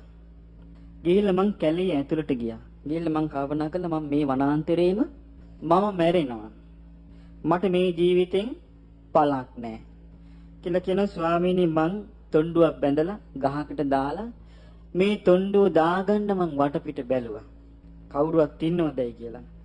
බලද්දී ඒ ළඟම රුක්සෙවණක බුදුරජාණන් වහන්සේ වාඩි වෙලා මන් දිහා බලාගෙන ඉන්නවා. ස්වාමීනි මගේ ඇඟ සීතල වෙලා ගියා. මගේ ඇඟේ මවිල් කෙලින් වුණා. මම හරි කම්පාවටපත් වුණා. මේ කවුද කියලා මම තැති ගත්තා. උන්වහන්සේ මහා කරුණාවෙන් රජ්ජුමාලා කියලා මට කතා කළා. එතකොට මගේ හිත පහන් වෙලා ගියා. මම බුදුරජාණන් වහන්සේ ඉදිරියේ වැඳ වැටුණා. උන්වහන්සේ හිත නිවාගෙන නිකලස් හදවතින් යුක්තව හිටියේ. උන්වහන්සේ මන් දකින්නේ මේ රජ්ජුමාලා කියන්නේ. උන්වහන්සේ මන් දකින්නේ මේ මහ වනාන්තරයේ ඉන්න බිය රහිත නැති සිංහ රාජෙක් වගේ. කලාතුරකින් දකින්න ලැබෙන දිඹුල් මලක් වගේ මට උන්වහන්සේ පෙවුනේ. උන්වහන්සේ මට රජ්ජුමාලා තථාගතයන් වහන්සේව සරණ යන්න කිව්වා. ස්වාමීනි ඉතින් මම බුදුරජාණන් වහන්සේට වැඳගෙන හිටියා. උන්වහන්සේ මට මොළොක් මිහිරි සිත්කලු වචන වලින් මගේ ශෝකේ දුරු කරන ධර්මය කියා දුන්නා. බලන්න ධර්මයේ මට කියා දුන්න මේක තමයි දුක්ඛ නම් වූ ආර්ය සත්‍යය. මේක තමයි දුක්ඛ සමුදය ආර්ය සත්‍යය. මේ තමයි දුක්ඛ නිරෝධ ආර්ය සත්‍යය. මේ තමයි දුක්ඛ නිරෝධ ගාමිනී පටිපදා ආර්ය සත්‍යය. ස්වාමීනි මහා කාරුණිකයන් වහන්සේ මට මේක කියා දෙනකොට මට අවබෝධ වුණා. එතකොට බලන්න මේ මගපල නිවන් අවබෝධ කරන්න පුළුවන් කෙනෙක් නේ. ඉතින් ඒ වගේ මේ වර්තමාන මිනිස් ලෝකේ ආර්ය සත්‍ය අවබෝධ කරගන්න පුළුවන් වාසනාව ඇති අය කොයිතරම් හිස් අතින් මැරෙනව නැද්ද නේ? ඇයි ඒක කියන්න කට්ටිය නෑනේ දැන්. කවුරුත් නෑනේ මේක කියන්නේ. ඉතින් කියන ස්වාමීනි මට සම්මා දිට්ඨිය ඇති වුණා. මගේ හිත කිසි කෙනෙකුට වෙනස් කරන්න බැරි විදියට ශ්‍රද්ධාවෙ පිහිටියා. මුල් ඇදගත්තා. මම බුදුරජාණන් වහන්සේගේ ලයෙහි උපන් දරුවෙක් වුණා. බලන්න කියන ලස්සන. මට කිසි බයක් නෑ කියනවා. මං ඊට පස්සේ හරිය සතුටින් මං වාසය කළා. ආයි ගෙදර ගිහිල්ලා යා වැඩකාරකම් කරගෙන දිගටම හිටියා. නමුත් යාට දැන් හිතේ සතුට තියෙනවා. කියන ස්වාමීනි මාව මේ උදේට නැගිට්ටවන්නේ කට්ටිය මියුසික් දාලා. කොහොමද 60000ක්. හිමීට වෙන්නේ නැති නැත්නම් සද්ද වැටිය තියෙන්නේ. හිමීට දානවා ඇත්තේ. කියන ස්වාමීනි ආලම්බ ගග්ගර බිහිම සාදු ආදී සංසය පොක්කර සුපස්ස කියන දිව්‍ය පුත්‍රය මට උපස්ථාන කරනවා. ඒ කණ්ඩායම තමයි ඉන්නේ. වීණා මොක්ඛා දිව්‍ය ස්ත්‍රී නන්දා සුනන්දා සෝනදින්නා අලම්බුසා මිස්සකේසි පුණ්ඩරීකා අතිචාරුණී ඒනිපස්සා සුපස්සා සුභද්‍රා මුදුවාදිනී මේ ඔක්කොම මගේ උපස්ථායිකාවෝ. බලන්න එතකොට මේ මනුස්ස ලෝකේ මෙයා කවුද? රාජ්‍යමාලා. දැන් ප්‍රධාන දිව්‍යාංගනාවියක්. ස්වාමීනි දැන් අපි හරි සතුටින් ජීවත් වෙන්නේ. ඊට පස්සේ කියනවා හරි ලස්සනට කියනවා ස්වාමීනි මේවා හම්බ වෙන්නේ පින් කරපු අයටයි. පින් නොකරපු අයට ලැබෙන්නේ නැහැ කියනවා. ඊළඟට කියනවා තවතිසා දෙවියන් ලෝකේ දෙවියන් හා එක්කෙන්න කැමති නම් බොහෝ පින් කරන්න ඕනේ. පින් කරන අය තමයි උපදින්නේ. ඊළඟට කියනවා ස්වාමීනි මම මේ තථාගතයන් වහන්සේට වැඳුම් පිදුම් කළා. මම මේ තිසරණ සරණ ගිහිල්ලා මේ තත්ත්වයටපත් උනේ. මිනිසුන්ගේ දම්පන් ලැබීමට සුදුසු පින්කෙත්තු ආර්යයන් වහන්සේලාගේ උපත ඒකාන්තයෙන්ම ඒ තථාගතයන් වහන්සේලා ලෝකේ දුර්ලභයි කියනවා. ඊළඟට මම ඔබට තව ලස්සන එකක් කියන ඒක කාගේ කතා වස්තුවද මේ කිව්වේ? රාජ්‍යමාලා විමාන වස්තු. ඊළඟට ඔබ අහලා තියෙනවද කන්තකස්යා ඉන්නේ දිව්‍ය ලෝකෙ. මෙන්න යාගේ විස්තරය. මුගලන් හාමුදුරුවෝ අහනවා ඔබ තරු වට කරගෙන ඉන්න පුන් සඳක් වගේ. මේ දිව්‍ය විමානී මේ උදේ පාන්දරින් උදා වෙන හිරු මඩල වගේ ලස්සනයි. එතකොට මේ දිව්‍ය විමානී ඔක්කොම කණු ඒ වගේම බිම බෙත්ති ඔක්කොම තියෙන්නේ රත්තරන් වලිනුයි පළඟු වලිනුයි සරසලා. මුතුමැණික් තමයි අතුරලා තියෙන්නේ. වෛරෝඩි මාණික බිමට අතුරලා තියෙන්නේ. ඊළඟට ලස්සන පැම් පොකුණු තියෙනවා. ඒ වගේම මල් පිපුණු ගස් තියෙනවා. ඊළඟට මේ සීනිදු දිව්‍යශාලු අරගෙන විශාල පිරිසක් මේ සක්දිව් රජුරවන්ට උපස්ථාන කරනවා වගේ දෙවිවරු උපස්ථාන කරනවා. ඉතින් අහන මුගලන් හාමුදුරුවෝ මේ ඔබට මේ තරම් සැප සම්පත් ලැබිලා තියෙන්නේ දිව්‍ය පුත්‍රය. ඔබ අතිශයින්ම බබලනවා. ඔබ මොන වගේ පින්කමක් කරලාද මෙතරම් ආනුභාව සම්පන්න? කියන ස්වාමීනි මං ඉපදුනේ කපිලවස්තු නගරේ සුද්ධෝදන රජුරුවන්ගේ පුත්‍රයන් වහන්සේ පොතණුවන් වහන්සේ ඉපදිච්ච දවසේම සිද්ධාර්ථ කුමාරයා ඉපදිච්ච දවසේමයි ඉපදිලා තියෙන්නේ කන්තක. කියන ස්වාමීනි මං කන්තකාශ්‍රය වෙලා හිටියේ. කියනවා මේ එදා මැදියම් රැයි මේ තියෙන මැදියම් රැයි මේ කන්තකාශ්‍රයත් කියනවා. කියනවා ස්වාමීනි සිද්ධාර්ථ කුමාරයා බුද්ධත්වයේ කරයන් අබනිස්කරණය කළේ මහ රෑ. උන්වහන්සේගේ අත් දෙක මේ ජාල හස්ත එහාට මෙහාට පහසුවෙන් නවන්න පුළුවන් අස් දෙකක් තිබුණා. උන්වහන්සේගේ නියපොතු තඹ පාටයි. උන්වහන්සේ ඇවිදින්න මගේ කලවයට තට්ටු කරලා මට කියනවා යාළුවා මං සම්බුද්ධත්වයේ හොයාගෙන යනවා. මම මේ සසරින් ලෝක සත්‍යය ඊතර කරවන්න මේ යන්නේ. ඔබ මාව අරන් ඵලයන්. තට්ටු කරලා කියලා තියෙනවා කන්තකට. මේ කන්තක එහෙම කියනවා දැන්. ස්වාමීනි මේ වචන මට තේරුණා. එතකොට මේ කන්තක අස්සයාට තේරුණා මට හරි සතුටක් ඇති වුණා. මං ආදරෙන් උන්වහන්සේ පිටේ තියාගෙන ගියා. මහා යසස් ඇති ශාක්‍ය පුත්‍ර සිද්ධාර්ථ කුමාරයා මගේ පිට උඩින් යනකොට මං හරි ආසාවෙන් ඒ පුරුෂෝත්තමයා උසුලාගෙන ගියේ. ඊට පස්සේ අපි වෙන රාජ්‍ය කෙනෙකුගේ දේශයකට ගියා. එහෙන් ගිහිලා තියෙන්නේ කොහෙද එතකොට? වෙන රජ කෙනෙකුගේ දේශයට ගියා. ඒකෙදි මාත් එක්ක හිටියා චන්න. අන්න චන්නත් හිටියා කියනවා. ඊට පස්සේ ස්වාමිනී සිද්ධාර්ථ කුමාරයා අපිව දාලා ගියා. මෙයා කියන්නේ අපිව දාලා ගියා. දාලා යන්න කලින් උන්වහන්සේගේ සිරිපතුල් යුගවල තිබිච්ච නියපොතු තඹවන් නියපොතු තිබුණු සිරිපතුල් මම ලෙව කෑවා. මහවිහාරයන් වහන්සේ අපිව දාලා යනකොට අපි හොඳටම ඇඬුවා. ස්වාමීනි මම අඬ ඉන්නකොට මට අසනීප වුණා. මං එතනම මැරුණා. බයි සිද්ධිය ඇත්ත නේද කොට? කෙන ස්වාමීනි ඊට පස්සේ මම මේ තවතිසාවේ ඉපදුණා. තවතිසාවේ මං කාලයක් ගෙවෙනකොට බුදු කෙනෙක් පහළ වුණා කියලා තවතිසා දිව්‍ය ලෝකයේ තුල මහා ප්‍රීති ഘോഷාවක් පැතිරෙනවා. මං මේ අදහසම හිතේ පිටුවාගෙනයි මේ නිවන කරා යන්නේ. කියන අනේ ස්වාමීනි වහන්සේ ගිහිල්ලා මගේ වචනෙන් බුදුරජාණන් වහන්සේට වන්දනා කරන්න. ලෝකයේ කිසි කෙනෙක් උන්වහන්සේ තරම් උන්වහන්සේට සම කරන්න පුළුවන් කෙනෙක් නැහැ. මාරසේනා පෙරදෙව බුදුරජාණන් වහන්සේ බැහැ දකින්න මං යනවා. බුදුරජාණන් වහන්සේලා දැකීම දුර්ලභයි කියලා බුදුරජාණන් වහන්සේ බැහැ දකින්න ගියා. කවුද? කාන්තක දිව්‍ය පුත්‍රයා. අන්නේ වෙලේ බුදුරජාණන් වහන්සේ චතුරාර්ය සත්‍ය ධර්මය දේශනා කළා. කාන්තක දිව්‍ය පුත්‍රයා සෝතාපට්ටි ඵලයටපත් වෙලා එහෙමම අතුරුදහන් වුණා එතනින්. දැන් කියන්න දිව්‍ය ලෝකේ නිවන් අවබෝධ කරන්න පුළුවන්ද බැරිද? දැන් බලන්න එතකොට මේ ඔක්කොම මේ මිනිස්සු දොඩවන්නේ මේ ධර්මයේ කතා කරලා නෙමෙයිනේ. දිව්‍ය ලෝකේ නිවන් දකින්න බෑ කියනවා. මගපල් ලබන්න බෑ කියනවා. මොන පචද?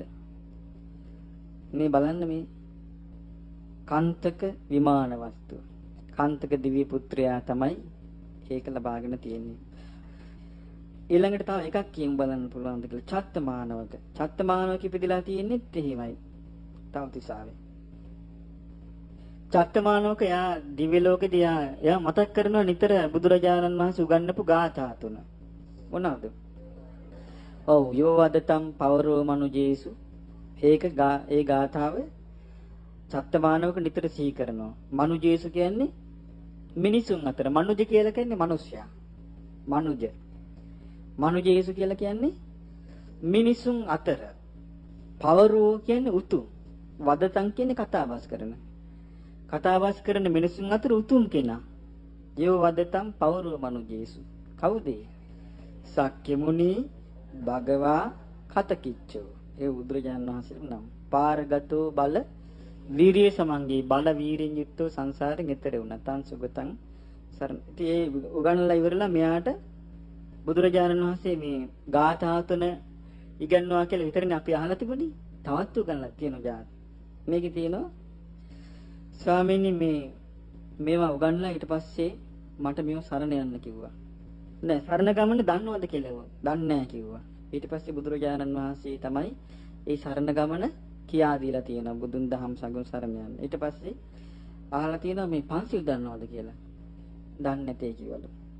ඊට පස්සේ එහෙනම් සතුන් මරන්න නැතුව නොමර සතුන් මරීමෙන් වළකින්න කියලා මේ සම්පූර්ණ පංචශීලයේම විස්තර කළා කියලා තියෙනවා. මේ පංචශීලේ ආරක්ෂා කරගන්න. දැන් මේ බෞද්ධය දැන් සාමාන්‍යයෙන් පන්සිල් රැකීමෙන් සිලුත් කඩනවනේ නේද? දැන් පන්සිල් රැකීමෙන් බොරු කියනවා. වල්වැඩ කරනවා. බොනවා. නේ? එතකොට පන්සිල් රකින්නවා කිය පන්සිලුත් ගන්නවා. පව් දෙකයි. එකක් තමයි ධර්මයට වංචා කිරීම. එකක් තමන් පව් කිරීම. ඊළඟ එක මොකද්ද? ධර්මයට බුදුරජාණන් වහන්සේට වංචා කිරීම. බරපතලයි ඉතින්නේ. ඉතින් මේකේ තියෙනවා මෙහෙම කළ ස්වාමීනි මම මෙම පන්සිල් අධිෂ්ඨාන කරගත්ත තිසරණේ පිහිටලා. එතකොට මේ දෙමන් හන්දියකදී හොරු ඇවිල්ලා මට ගැහුවේ. මං ඒකම සීකර කර හිටියා කිව්වා. ගහද්දි තිසරණයයි පංචශීලයයි සීකර කර හිටියා. මං ඒකෙන් මැල්ල තමයි මම මේ ඉපදුනේ කියන ස්වාමීනි බලන්න මම සිල් රැක්කේ මොහොතයි. ඇයි මගද කියා දුන්නේ? ඒක සමාදන් වෙලා ගියා. මම මොහොතයි සිල් රැක්කේ. මේ මොහොතක් සිල් රැකලා මෙවන ආනුභාව සම්පන්තියක් මම ඇති කරගත්තා නම් මේ ස්වල්ප වූ බුද්ධ දේශනාවකින් මම සුගතියේ උපන්නා නම් මේ සැපයටපත් වුණා නම් ස්වාමීනි දිනපතා තිසරණේ පිහිටන අය පංචශීල රකින්න අය බණ භාවනා කරන අය නිවන් අවබෝධ කරනවා කියලාමයි මං හිතන්නේ. මේ කවුද මේ කියන්නේ? ඡත්තමානවක දෙවියා කියන්නේ. කියන ස්වාමීනි බුදුරජාණන් වහන්සේගේ අවවාද අනුශාසනාව පිළිහිටලා මේ පින් චුට්ටක් කළා මට මේ මහත්ඵල ලැබුණේ. ඉතින් ඒ නිසා මේ මිනිස් ලෝකේ ගත කරන අය කොහොම කල්පනා කරන්න ඕනද කියලා අහනවා. කොහොම කල්පනා කරන්න ඕනද කියලා අහනවා මේ පින් දැන් ප්‍රැස් කිරීම ගැන. ඉතින් ඊළඟට කියනවා ඒ නිසා ස්වාමීනි බොහෝ කල මට මේ ධර්මයේ ඇසිරෙන්න තිබ්බනම් මට නිවන් අවබෝධ කරගන්න තිබුණා. මට ශාස්ත්‍රුන් වහන්සේ බොහෝ උපකාර කළා, අනුකම්පා කළා. ඒ නිසා එදා මහා දාවල් උන්වහන්සේ වැඩම කරලා හිටියේ. එතකොට පින්වතුනි මේකෙන් අපිට පේනවා Tamanට පිට හදාගන්න තිබෙන දුර්ලභ අවස්ථාවක් තමයි මේ තියෙන්නේ. දුර්ලභ අවස්ථාවක් තියෙන්නේ. Tamanට පිට පිනිස පවතින උතුම් අවස්ථාවක්. ඊළඟට දැන් අපි ඉගෙන ගන්නේ දැන් මේ ඉගෙන ගත්තේ එළිය ආලෝකෙ ටිකක්. දැන් ඉගෙන ගන්න හදන්නේ කළුවර ගැන. කළුවර කොහොමද මේ කියනවා? ඔන්න මගේ ඉඩ කඩන්. මගේ වැට. මගේ ගෙවල් දොරවල්. මගේ කනකර. මගේ ආවරණ. මගේ දූ දරුවන් මං හම්බ කරපු දේවල් දෙන්නම් ඔබලට. හිතා ඉන්න එකේ ප්‍රතිඵලෙ මෙන්න මැරිලා පළාච්ච කාලෙට ඇවිල්ලා ගේ මුල්ලට එනවා. එහෙම නැත්තම් පිළිකන්නේ ඉන්නවා. එහෙම නැත්තම් තුම්මන් හන්දියේ ඉන්නවා. එහෙම නැත්තම් ගෙවල් වල දොරකඩට වෙලා ඉන්නවා. මේ බලාගෙන ඉන්න බඩගින්නේ. එතකොට ගෙදර කට්ටිය එකතු වෙලා කෑම්බින් ව්‍යාගෙන කනකට සිහි කරන්නේ නැහැ. එතකොටත් මෙයා පසුතැවෙනවා. නේ මං හම්බ කරපුවා මේ උන් දැන් මේ හදාගෙන කන්නේ. එතකොටත් පසුතැවෙනවා. අනුකම්පා කරන අය ඉන්නවා මේ මරිච්ච අය ගැන අනුකම්පා කරන අය දම්පැන් හදලා සිල්ලතුන්ට පූජා කරලා පින් අනුමෝදන් කරනවා. එතකොට මේ පින මාගේ ඥාතීන්ට පැමිණේවා. ඒ ඥාතීන් සූපත් වේවා. ඉදම් වූ ඥාතීනං හෝතු සුඛිතා හොන්තු ඥාතයෝ. ඥාතයෝ කියන්නේ ඥාති පිරිස. සුඛිතා හොන්තු කියන්නේ සපවත් වෙත්වා කියලා පින් දෙනවා. ඊට ස්වාමීනි මේක මේ පින් අනුමෝදන් කරාම අපිට හරි සතුටක් ඇති වෙනවා. ඒ කියන්නේ මේකේ ඥාතීන්ට සතුටක් ඇති වෙනවා කියන්නේ.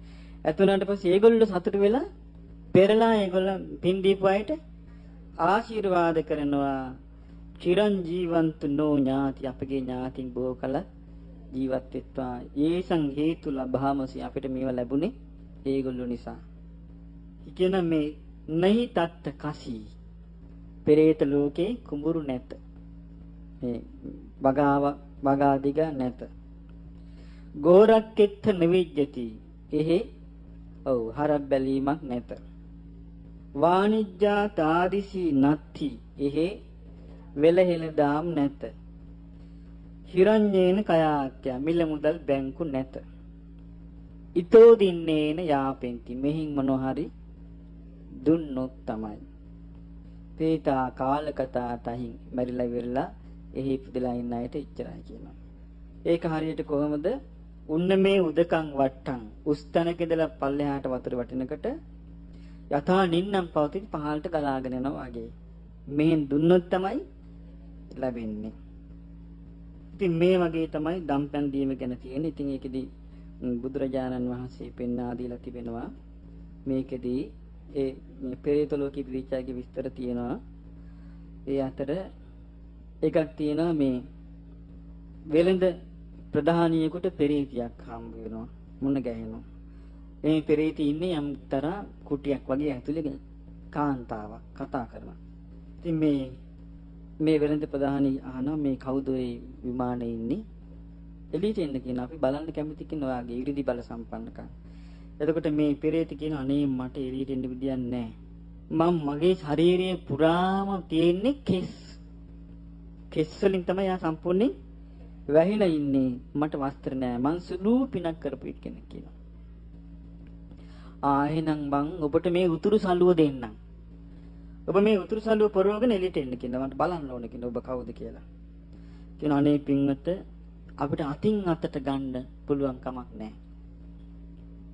අතින් අතට ගන්න පුළුවන් කමක් නැහැ. මේ ඔබේ වෙළඳ කණ්ඩායමේ ඉන්නවා ගෞතම බුදුරජාණන් වහන්සේගේ ශ්‍රාවකෙක් උපාසක මහත්තයෙක්.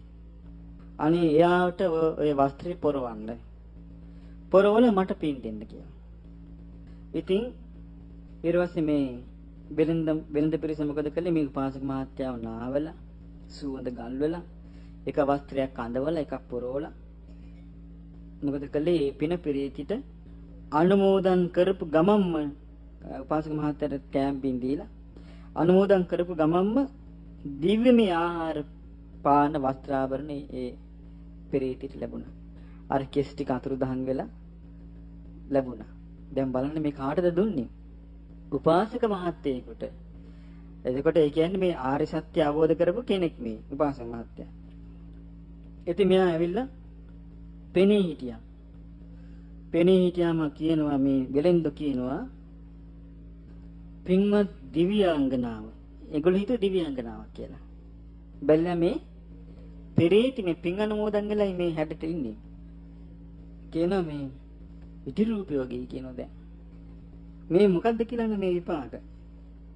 කියන ස්වාමීනි මට වෙලෙන් කියන මට මේ ඔක්කොම මේ පින් විපාකෙ මතුනේ මම කලින් මේ භික්ෂුන් වහන්සේ නමකට දීලා තියෙනවා කැවුම් වගේක් දීලා තියෙනවා. නමුත් මට ඒකේ විපාකෙත් වැහිලා තිබ්බා කිව්වා.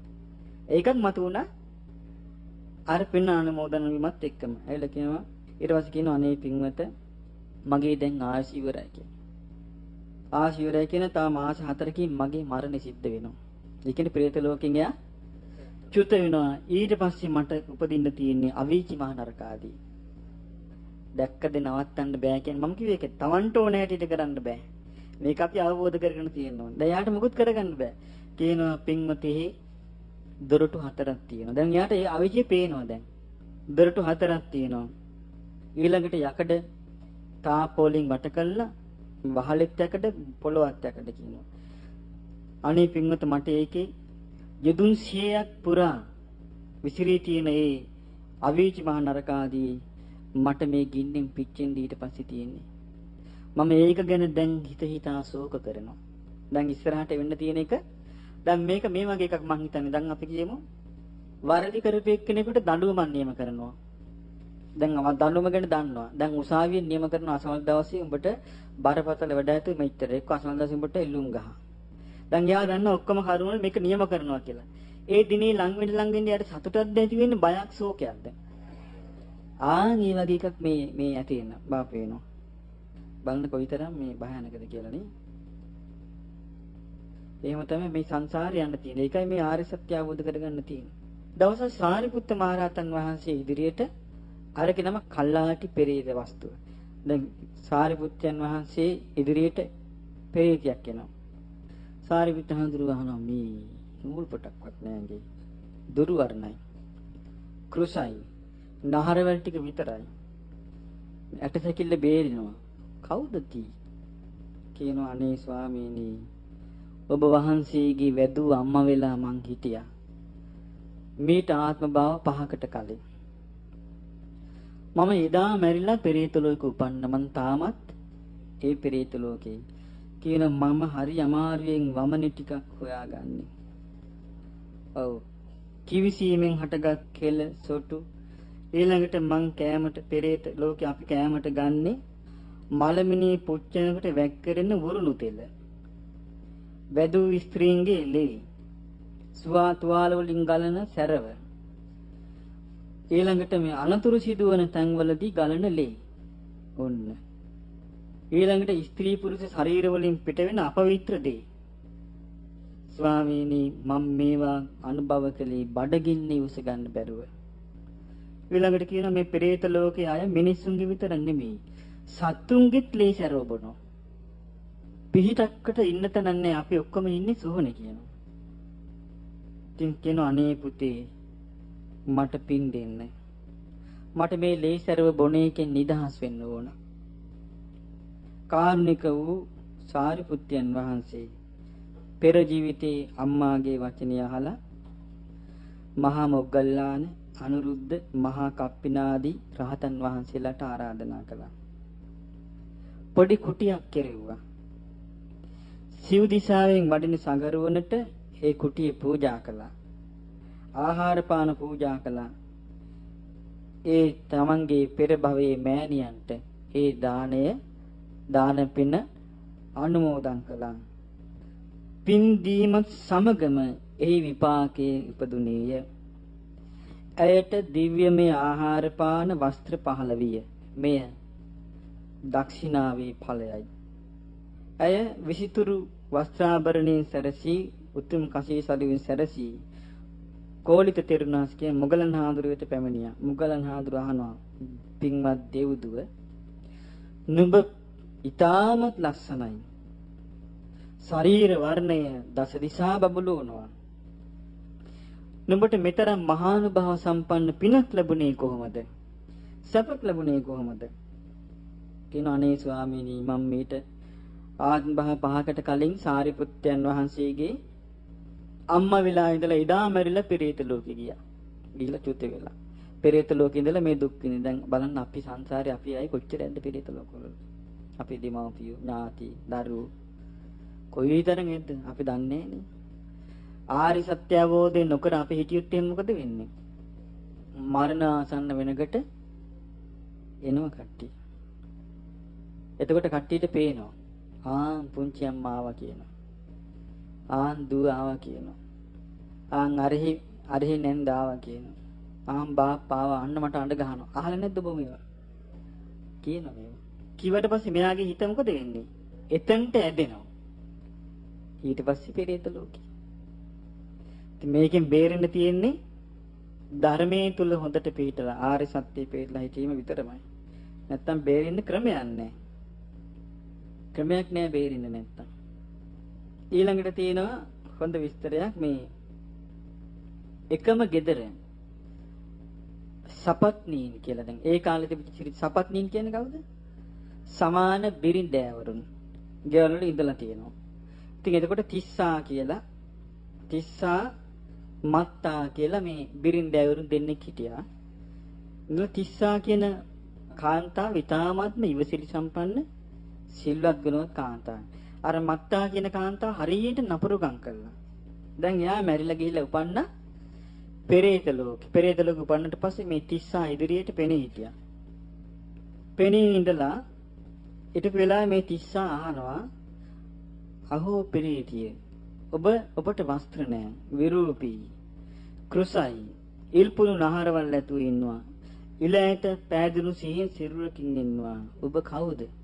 ඉතින් මෙයා කියනවා මම තමයි මත්තා, ඔබ තිස්සා. අපි ඔක්කොම එකට නිහිටියේ කියනවා. මං කලින්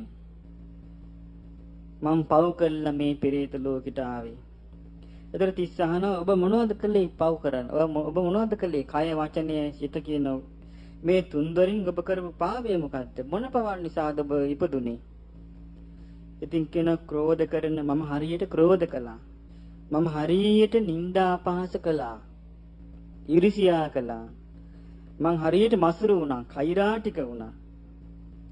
මං එහෙම නපුරු වචන කතා කරගියේ තාමත් ගැලලුම් ගා තියෙනව නේද? දැන් බලන්න මේ යන්න වෙන්නේ එහෙ තමයි. එතකොට කියනවා මේ තිස්සා කියන ඇත්ත කියන ඔබ ඉස්සර එහෙම තමයි කියන ඔබට හරියට කේන්ති ගියා කියනවා. මං දන්නවා කියනවා ඒක.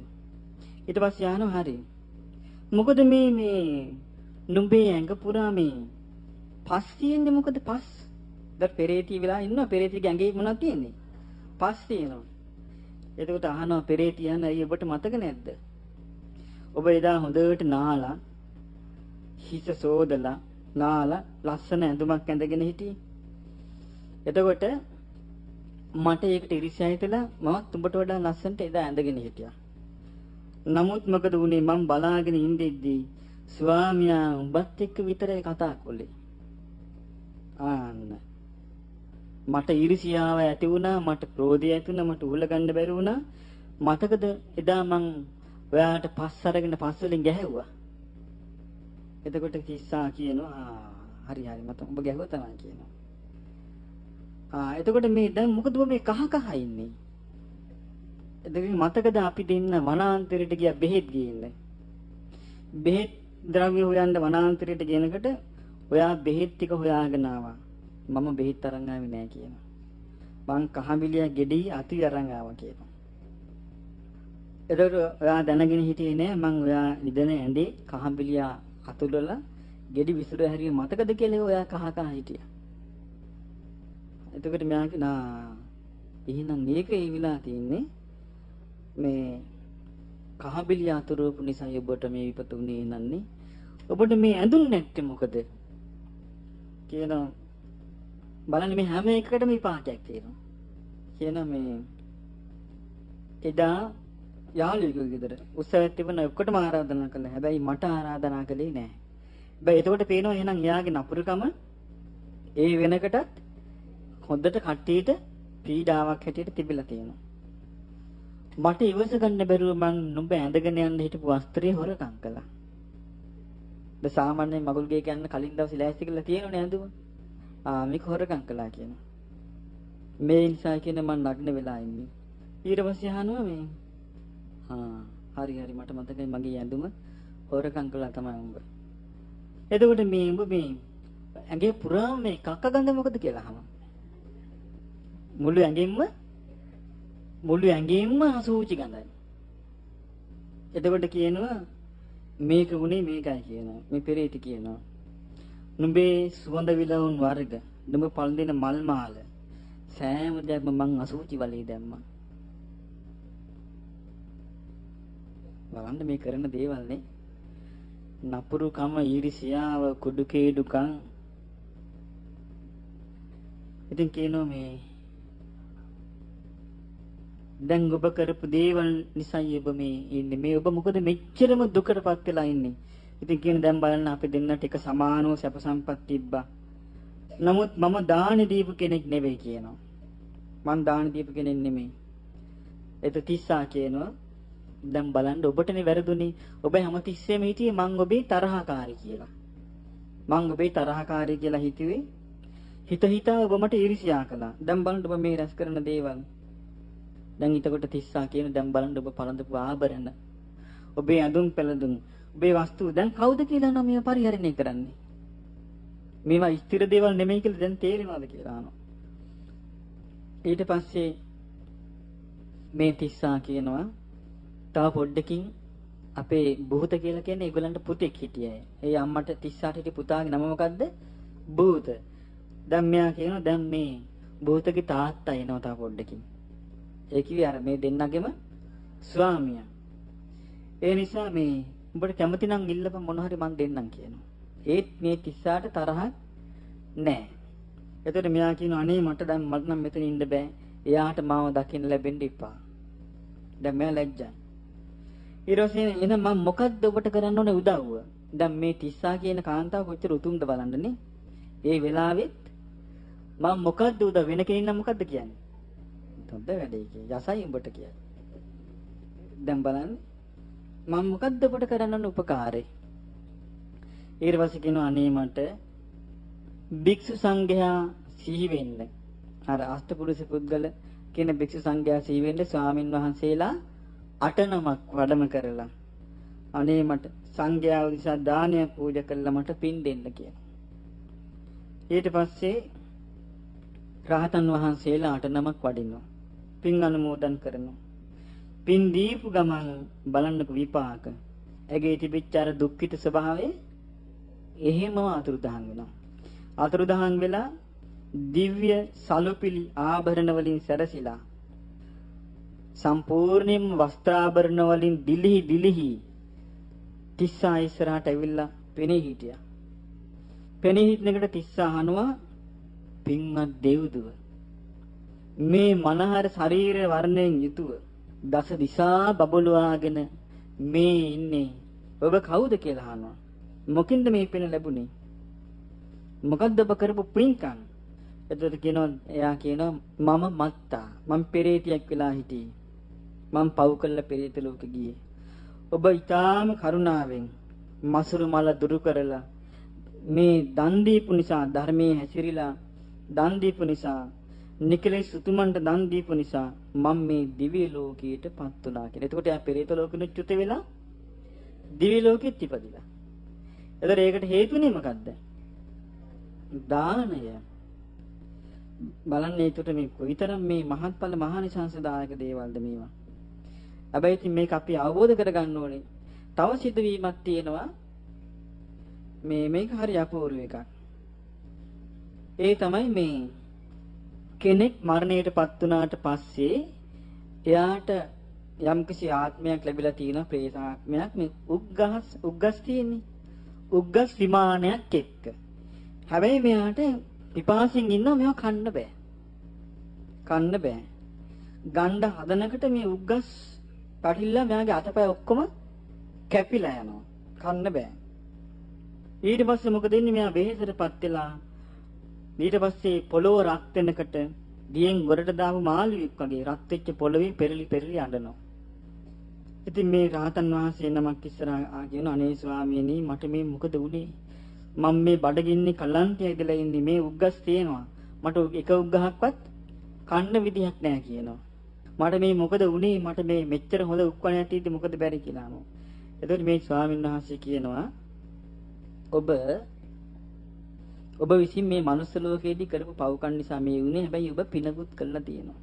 ඔබ දවසක් උග්ගණ්ඩක් කකා ගියා. උග්ගහක්. කකා යනකොට පිටිපස්සෙන් එක්කෙනෙක් ඇවිල්ලා ඔබෙන් ඉල්ලුවා. ඔබ මොකද කළේ? කතා නොකරම ඇහුන්නේ වගේ ඔබ ගියා. එයා ආයිමත් පස්සෙන් ඇවිල්ලා ඉල්ලනවා අනේ පින්වත මටත් මේ උක්කෑල්ලක් දෙන්න. ඔබ මොකද කළේ? ඔහුට උක්දණ්ඩක් දුන්නා. කොහොමද දීලා තියෙන්නේ? නෑ පිටිපස්සට මෙහෙම දීලා තියෙන්නේ. ඉඳා ගන්න කෙනෙක් පිටිපස්සේ දාලා. අත උඩින් මෙහෙම පිටිපස්සට දාලා තියෙන ඉඳා උග්ගස ගන්න කියලා. ඒ නිසායි වෙලා තියෙන්නේ දැන් ඔබට මේ උග්ගස් කන්න ඕන නම් මං ක්‍රමේ කියන්නම් කිව්වා. ඔබ පිටිපස්සට ගිහිල්ලා පිටිපස්සෙන් ගහ ඇදලා ගන්න කිව්වා. ඊට පස්සේ මෙයා ගිහිල්ලා පිටිපස්සෙන් ගහ ඇදලා ගත්තම පුළුවන් කන්න. බලන්න කර්ම විපාක වල හැටෙන්නේ. ඉතින් මේවා මොකක්වත් නොදැනනේ මේ මිනිස්සු පව් කරගන්නනේ. මම කල්පනා කරන්නේ මේ ආර්ය සත්‍ය අපි කතා කරනවා කියලා ওই රූපාවලියෙන් බයින හාමුදුරුවෝ කොහේ නවතීද කියලා. ඇයි මේ උග්ගහට මෙච්චර මේ පස්සේ නං චතුරාර්ය සත්‍ය අවබෝධයෙන් මිනිස්සුන්ව බැහැර කරනකොට මොනතරම් පාපයක්ද? භාවනා කරන්න එපා කියන එකට භාවනා කළ කියන්නේ මනස දියුණු වීම. මනස දියුණු කරන්න එපා කියුම් පස්සේ සීල් සමාදන් වෙන්න එපා කිව්වහම නැකතමයි මහත්ඵල මහණිසංස කිව්වහම අපි ඉතින් උන්වහන්සේලාට අනුකම්පා කළා වහ චතුරාර්ය සත්‍ය අවබෝධ කරගෙන හිත පහළ වේවා කියලා අපි හිතන්න ඕනේ. මොකද හේතුව? ඒ හිත පහළ නොවුනොත් උන්වහන්සේලා කපෝති. ඒකයි. ඊළඟට තව එකක් තියෙනවා. ඒක භූත කාදක ප්‍රේති. භූත කාදක ප්‍රේති. මේ ප්‍රේති ඉපදිලා තියෙන්නේ අසූචි වලක. අසූචි වලක ඉපදිලා තියෙන්නේ මෙයා කරන්නේ අසූචි වලේ ඔය වැටෙන අසූචි කකා ඉන්නවා. මෙයා දැන් දවසක් මේ අසූචි වලින් ගොඩට ආවා. ආපු වෙලාවේ රහතන් වහන්සේ නමක් මුණ ගැහුණා. ඇහුවා අසූචි වලින් ගොඩට ආපු මේ බැගෑ හඬින් කෙඳිරි ගගා ඉන්න පෙරේතිය කවුද? අනේ ස්වාමීනි මං මිනිස් ලෝකේ හොඳ ජයයට හිටපු කාන්තාවක්. මං පව් කරගත්තා. මං මේ පව් කරගත්තු නිසා මේ විපත උනේ. ඉතින් අහනවා හෝ තී මොනවද කරපු දේවල් මේ සිත කය වචනය? කියනවා අනේ ස්වාමීනි මං හරි අමාරුවකට වැටුණා කිව්වා. මොකද්ද? මම විහාරයක් හැදුවා පින් කරගන්න. විහාරයක් හැදුවට පස්සේ දායකයන් කෙරෙහි මසුරු වෙච්ච ඊර්ෂ්‍යා කරන සිල්ලතුන්ට නිନ୍ଦා අපහාස කරන භික්ෂුවක් තමයි මගේ විහාරේ පදිංචියට ආවේ. ඊට පස්සේ ඒ භික්ෂුව විසින් මාව පොළඹව ගත්තා සිල්ලතුන්ට බහින්න. සිල් තුනට නිඳා පහස කරන්න මහා පොළොව ගත්තා. ඉතින් අයි වර්ණනා කරලා කියන්නේ ඇතිනේ. ඔබතුමියගේ මේ විහාරේ ඔබතුමිය මේවා හදලා තියෙන්නේ. ඔබතුමිය මේ මහා පරිත්‍යාග කරලා තියෙන්නේ. ඔබතුමිය තමයි දානපති, දාන සාගරිකා. ඒක අවෙනවනේ. ඊට පස්සේ අර කාන්තාවට මොකද වෙන්නේ? එයාට ඔටුනි පැලඳලා වගේ නැති මෙහෙම කියන එකට. ඊට පස්සේ මෙහෙම කියන්න ඔය ආමුදුරන්ට කිව්වම මොකද වෙන්නේ? කියාගෙන ගියා. අනේ ස්වාමීනි මං මේ භික්ෂුවගේ බස් අහලා සිල්ලතුන්ට අපහාස කළා. සිල්ලතුන්ට නිନ୍ଦා අපහාස කළා. එතකොට මේ මුගලන් හාමුදුරුවෝ එතකොට මේ ප්‍රේතිය තිට අනුශාසනා කරපු ඒ කල්යාණ මිත්‍රයාගේ වේශයෙන් හිටපු ඒ භික්ෂුවකෝ කියන ස්වාමීනි දැන් උන්නේ මගේ 16ක්. ඒ පවුකල ශ්‍රමණ ප්‍රේතයාගේ හිස තමයි මං වාඩි වෙලා ඉන්න තැන. අසුචි වලේ. දැන් යා මගේ මෙහි කරුවා. ස්වාමීනි මිනිස්සුන්ගේ අසුචි මං කනවා. දැන් එයා කන්නේ මගේ අසුචි. ඔන්න එයා හිතාගන්න මේ සංසාරේ ඇති. ඒකිනම ගූත කාදක ප්‍රේති වස්තුව. මේ ලෝකේ උපත කරා යන්න තීරණය කරන්නේ පිංගුතුනි කර්මයයි. කර්මය උපත කරන්නේ හොඳ පරිස්සම. මම ඒකයි කිව්වේ හැමදෙනාම චතුරාර්ය සත්‍ය කියන්නේ. හැමදෙනාම ධර්මය කියන්නේ. හැමදෙනාම නිවන් මඟ කියන්නේ. අධර්මයේ අනුමෝදන් වෙන්න එපා. අධර්මයේ අධර්මයට හඳුන ගන්න ඕන. ධර්මයේ ධර්මයට හඳුන ගන්න ඕනේ. සමහර විට මේ බුදුරජාණන් වහන්සේගේ ධර්මයේම විකෘති ස්වරූපයෙන් එන්න පුළුවන් ඕන තරන්නේ. ඊර්ෂ්‍යාව හරි ප්‍රබලයිනේ මේ සමාජය තුල. සිංහල බෞද්ධය කියාගන්න සමාජය තුල තරම් ඊර්ෂ්‍යාව තියෙන සමාජයක් මම නම් මේ පෘථිවිය දැකලා නැහැ. ඉතින් ඒ නිසා ඊර්ෂ්‍යාවට ඒගොල්ලෝ ධර්මයේ පෙනිපෙනි ධර්මයේ අනිත් පැත්ත හරවන්න පුළුවන්. ඉතින් ඒ නිසා හොඳ සිහිනුවණෙන් කටයුතු කළ යුතු කාලයක්. ඉතින් මේ නිසා ඔබ තේරුම් ගන්න දැන් දැක්කනේ. දැන් ඔබ දිව්‍ය ලෝකෙත් ගියා අපායෙත් ගියා දැන්.